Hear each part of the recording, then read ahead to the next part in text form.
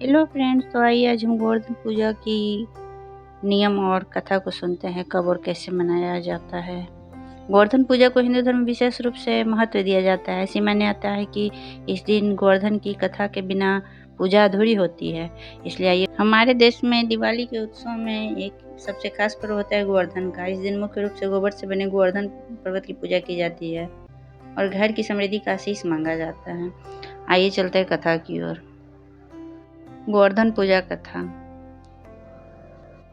इस बात पर श्री कृष्ण ने कहा कि फिर इंद्रदेव की जगह गोवर्धन पर्वत की पूजा होनी चाहिए, क्योंकि गायों को चारा वहीं से मिलता है। इंद्रदेव तो कभी प्रसन्न नहीं होते और न ही दर्शन देते हैं। इस बात पर ब्रिज के लोग इंद्रदेव की जगह गोवर्धन पर्वत की पूजा करने लगे। यह देखकर इंद्रदेव क्रोधित हुए और उन्होंने मूसलाधार वर्षा शुरू कर दी। इंद्रदेव से इतनी वर्षा की उसके ब्रिजवासियों को फसल के साथ काफी नुकसान हो गया।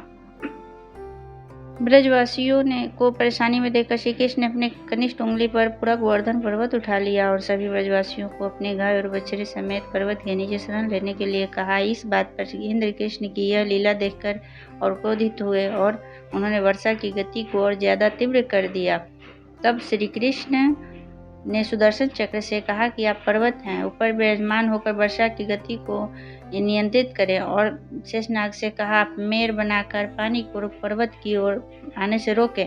इंद्र लगातार 7 दिन तक वर्षा करते रहे। तब ब्रह्मा जी ने इंद्र से कहा कि श्री कृष्ण भगवान विष्णु के अवतार हैं, उन्हें कृष्ण जी की पूजा की सलाह दी। ब्रह्मा जी की बात सुनकर इंद्र जी ने कृष्ण जी से क्षमा मांगी और उनकी पूजा करके अन्नकूट का 56 तरह का भोग लगाया। तब इसे गोवर्धन पर्वत पूजा की जाने लगी और श्री कृष्ण को प्रकाश प्रसाद में 56 भोग लगाया जाने लगा। ऐसा माना जाता है कि इस दिन जो श्री गोवर्धन की इस कथा का पाठ करता है और श्रद्धापूर्वक गाय के गोबर से बने पर्वत की पूजा करता है, उसकी सभी मनोकामनाएं पूर्ण होती है। तो बोले जय श्री कृष्ण।